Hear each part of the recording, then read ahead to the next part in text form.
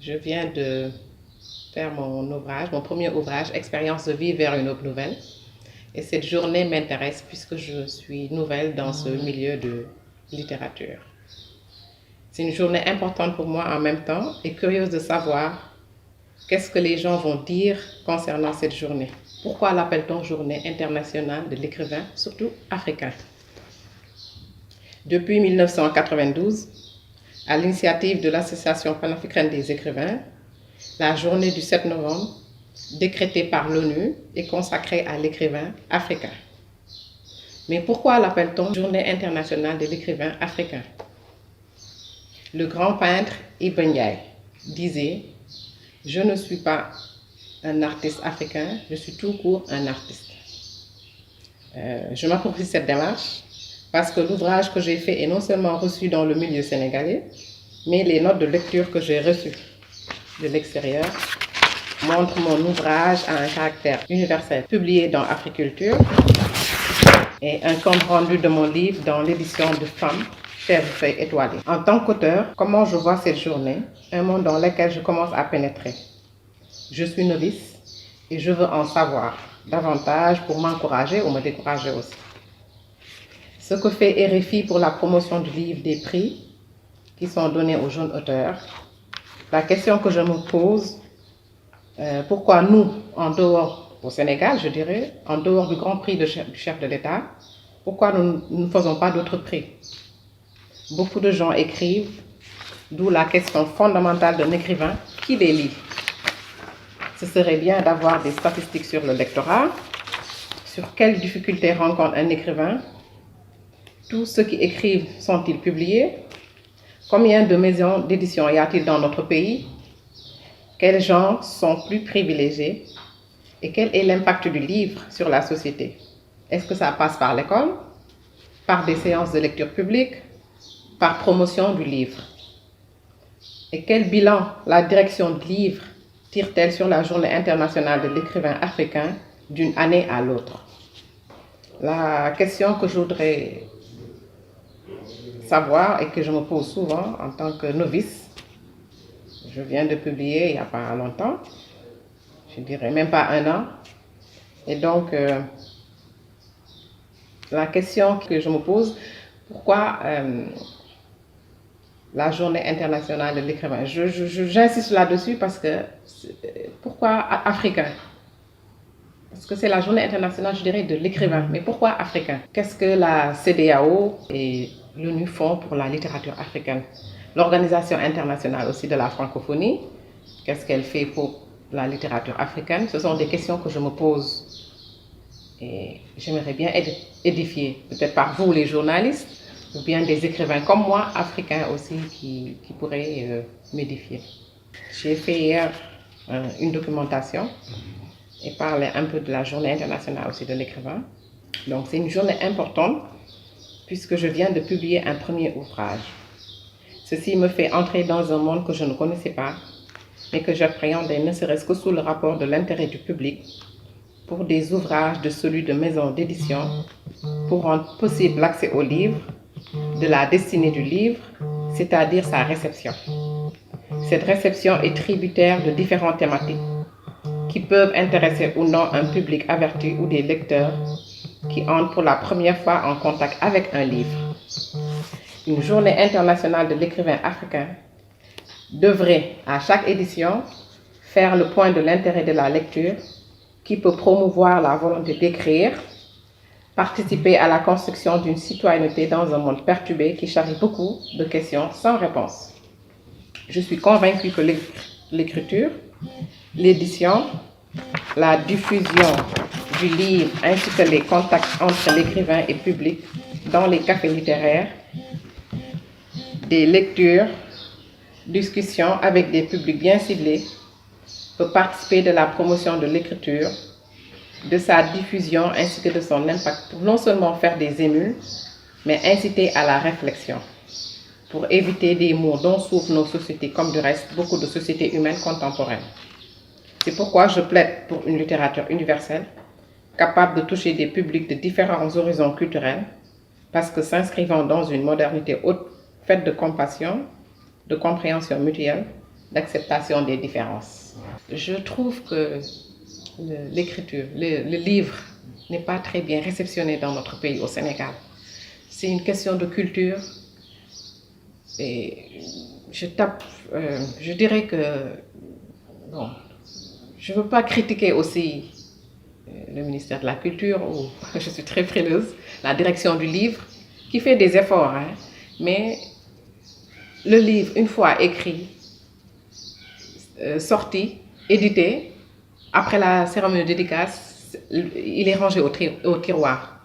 Et malheureusement, c'est dommage, parce que entre écrire, moi j'ai fait presque 2 ans dans mon écriture, et ce sont mon journal intime, des significations très profondes, avec des thèmes très intéressants qui sont d'actualité. Et je trouve que c'est dommage qu'on ne donne pas trop d'importance à ça. J'ai été vraiment, honnêtement, très déçue. Hein. C'est vrai, on a fait de la publicité, les télés sont... j'ai été invitée dans les télés, mais à mon avis, ils ne connaissent pas encore le sens de l'écriture et ce qui est vraiment... comment l'expliquer vous êtes en train de... Mais c'est vrai, je suis tellement... Parce que je me dis, est-ce que les gens comprennent, lisent? Parce qu'il faut qu'ils lisent. Pourquoi pas ne pas amener dans les écoles, je l'ai souligné tout à l'heure, faire des... comment on dit, ciné du soir, montrer... Parce que moi, je parle avec l'adolescent.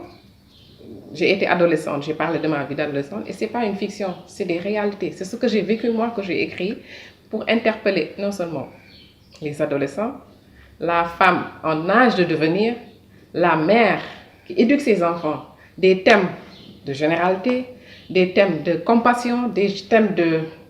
Beaucoup de thèmes, ils sont la religion, le mariage, l'éducation des enfants, le comportement vis-à-vis de son prochain. Beaucoup de choses sont écrites dans le livre.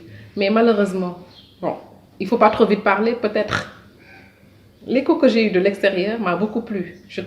Encore une fois, je ne veux pas qu'on dise que j'ai dit que le Sénégal, non.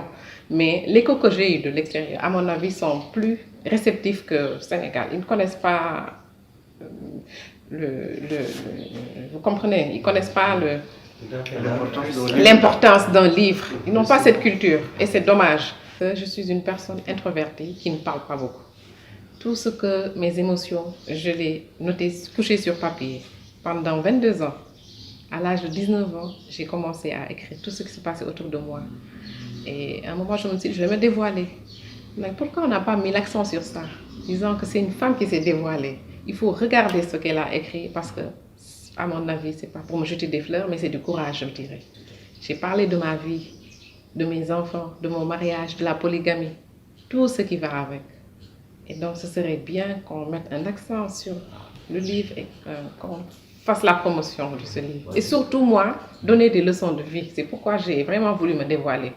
Parce que ce que je vis, ce que j'ai vécu, il y en a qui le vivent.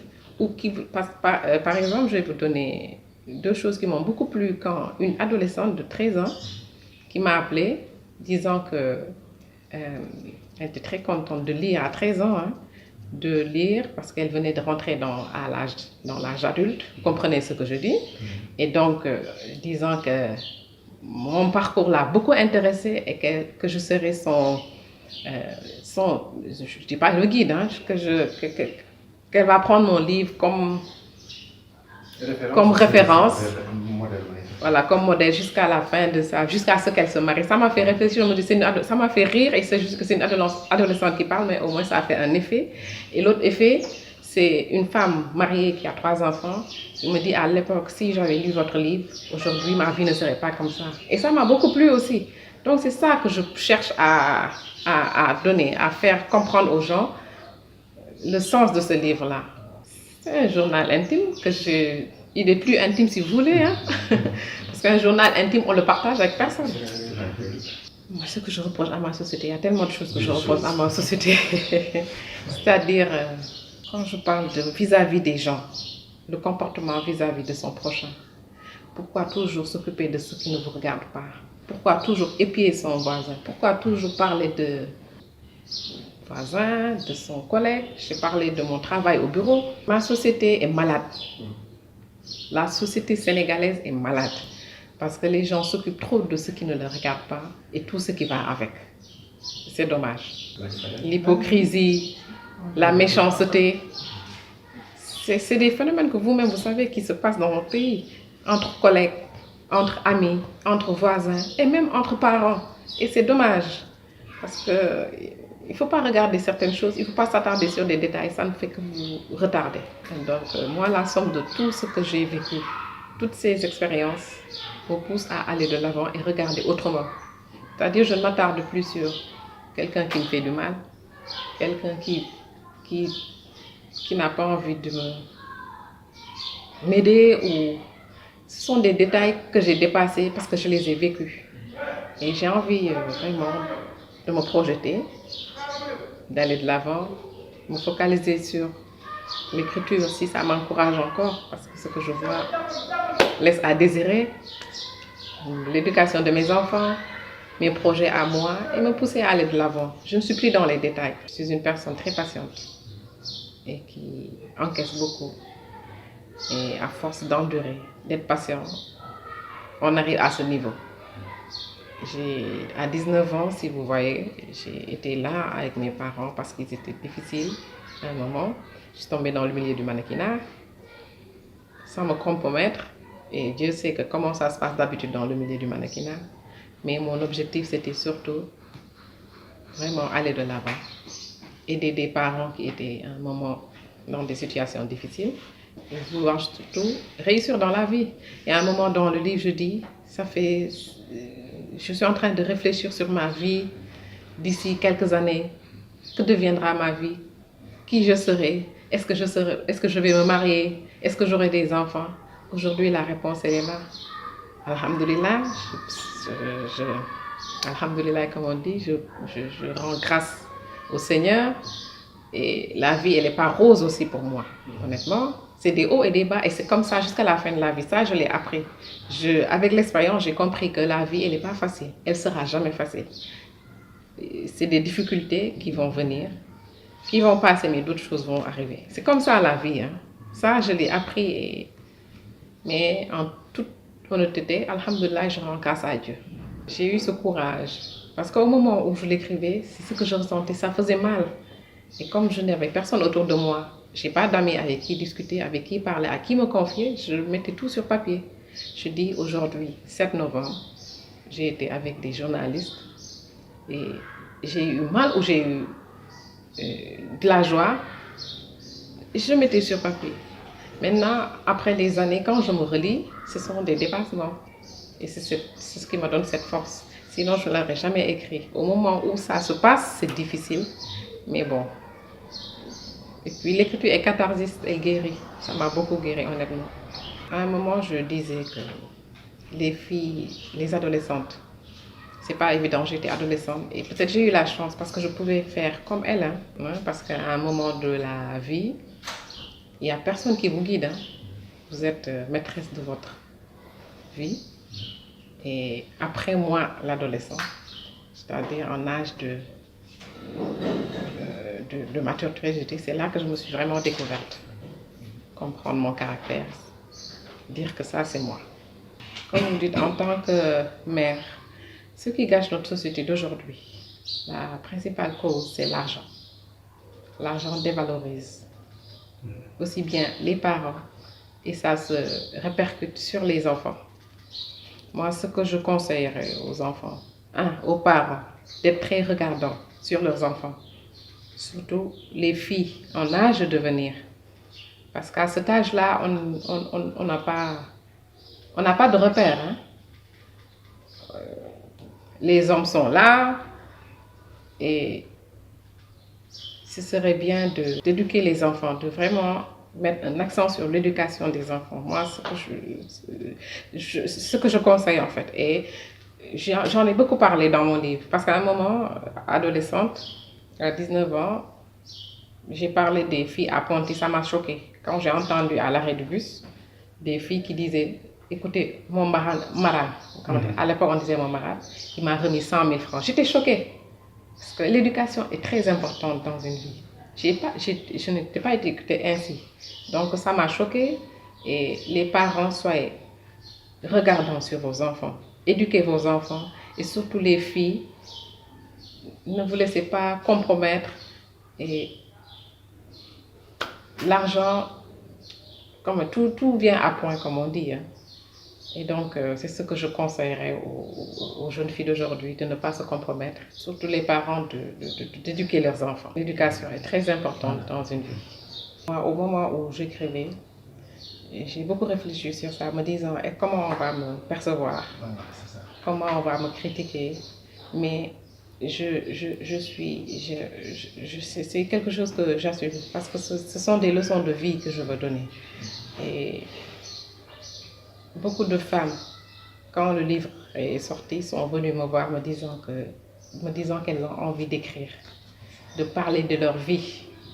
Et je leur ai dit de se dévoiler, pourquoi pas. Bon, on ne peut pas tout dire parce qu'on ne dit pas tout de sa vie, mais moi je donne on dit, je leur dis de se dévoiler, de parler, et je n'ai pas peur d'être stigmatisée. C'est quelque chose que j'assume, et surtout donner des leçons de vie. Ce sont des leçons de vie là qui m'ont poussé surtout à vouloir me dévoiler et partager surtout mes vécus, que les gens comprennent honnêtement ce que la femme adolescente, mature, mannequin a vécu pour en arriver jusque-là. Mon problème, moi, le livre, dès qu'il sort, tout le monde vient pour voir. Mais moi, mon problème, c'est le suivi. Hein? Vous avez posé une très belle question, demandant comment faire après pour la promotion du livre, mettre les œuvres dans le programme sénégalais. Ça, c'est une bonne chose. Moi, c'est ce que j'attends de la direction du livre. Peut-être même un jour, il y a longtemps, dans le journal Le Soleil, il y a le président Macky Sall qui disait qu'il voudrait changer le programme et mettre beaucoup de programmes sénégalais. Vous ne me laisserez pas, vous êtes dans Le Soleil et vous avez compris, vous savez ce que je dis parce que je l'avais lu. Et ça, j'ai trouvé formidable. Mais à l'époque, je n'avais pas encore fini mon livre. C'est quelque chose que j'ai gardé, me disant que ce serait vraiment formidable de mettre nos livres dans les programmes sénégalais. Mais des livres importants qui ont des thèmes d'actualité. La culture, ce n'est pas que le chant et la danse. Il faut se cultiver. Et quand je compare pas avec les autres pays, même d'autres pays africains, ils misent beaucoup sur la culture, la lecture, les arts. Le Sénégal, je trouve que vraiment, c'est pas assez. Et donc, moi, si je pouvais être porte-parole ou bien jouer là-dedans, je serais volontiers. Je dirais pas non, parce que vraiment, c'est un problème de culture dans notre pays. On ne connaît pas beaucoup la lecture. Les gens n'achètent pas beaucoup de livres. Quand vous écrivez ou vous sortez un livre, entre collègues ou entre amis, ils te disent « abale-moi ». Ils n'ont pas cette culture d'aller acheter un livre. C'est dommage. C'est une question de culture surtout. C'est une question de culture. Il faut beaucoup jouer là-dessus. D'où interpeller le ministère de la Culture et qu'il vraiment joue beaucoup dans ça.